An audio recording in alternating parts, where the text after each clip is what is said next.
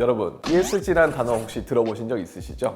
ESG란 환경, 사회, 지배구조의 약자로 기업이 경영을 할 때 이 세 가지 비재무적 요소를 고려하는 것을 의미하는데요. 지속 가능한 미래를 위한 것을 의미합니다. 이번 시간에는 자동차 산업에서 ESG 경영이 왜 중요한지, 그리고 ESG 경영의 속사정은 무엇이고 어떻게 실천되고 있는지에 대해서 알아보겠습니다. 안녕하세요. 모빌리티와 인문학으로 소통하는 강사 윤성입니다. ESG 경영은 기업의 선택이 아닌 필수가 되었습니다. 특히 최근 자동차, 모빌리티 산업은 환경 규제가 강화되고 있는 유럽과 미국의 변화에 빠르게 대응해야 하는 산업이죠.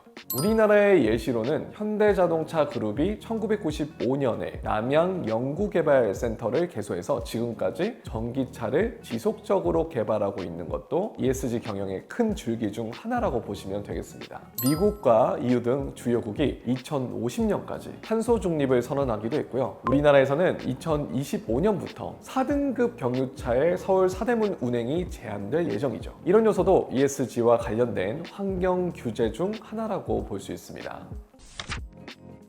실제로 2019년 유럽에서 현대자동차가 판매한 자동차의 탄소 초과 배출로 인해서 거의 3조 원에 달하는 벌금을 낼 뻔했습니다. 이는 그들의 영업이익의 거의 85.6%에 해당하는 금액인데요. 엄청난 금액이죠. 이처럼 강화된 환경 규제는 사실상 내연기관 자동차의 퇴출을 가속화하고 있는 것인데요. 아이닉5와 EV6라는 자동차 알고 계시죠? 이 차량을 빠르게 출시하려고 노력한 이유는 사실 국내 소비자들을 위한 것보다 유럽의 탄소 배출 규제를 맞춰서 벌금을 내지 않으려고 했던 부분이 더 크다고 볼 수 있겠네요. 이유는 현재 유로6 규제보다 훨씬 강화된 환경 규제 도입을 준비하고 있어서 사실상 내연기관 자동차를 퇴출시키는 수순을 밟고 있습니다. 전기차를 팔면 좋은 점이 환경 규제에 맞출 수 있다는 것 외에도 하나가 더 있는데요. 그게 바로 탄소 배출권입니다. 차량 사업자 혹은 공유 사업자가 내연기관 차를 전기 자동차로 바꿔서 제조하거나 운영하면 온실가스를 감축하는 효과가 있는데요. 이때 각국 정부는 해당 기업의 기여도에 따라 탄소 배출권을 확보하도록 해주고 해당 권리를 판매할 수 있도록 해서 추가 영업이익을 실현시킬 수도 있습니다.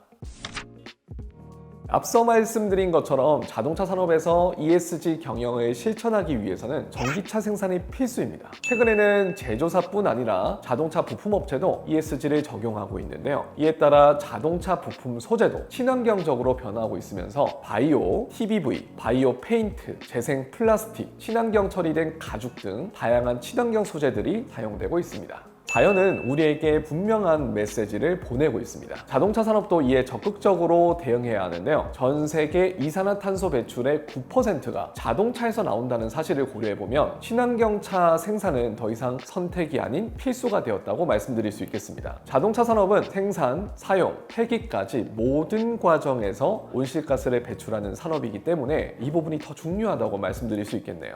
이번 시간 자동차 산업 속 ESG 경영에 대한 이야기가 여러분들께 유용하셨길 바라겠습니다. 시청해주셔서 감사드리며 지금까지 모빌리티와 인문학으로 소통하는 강사 윤성이었습니다. 감사합니다.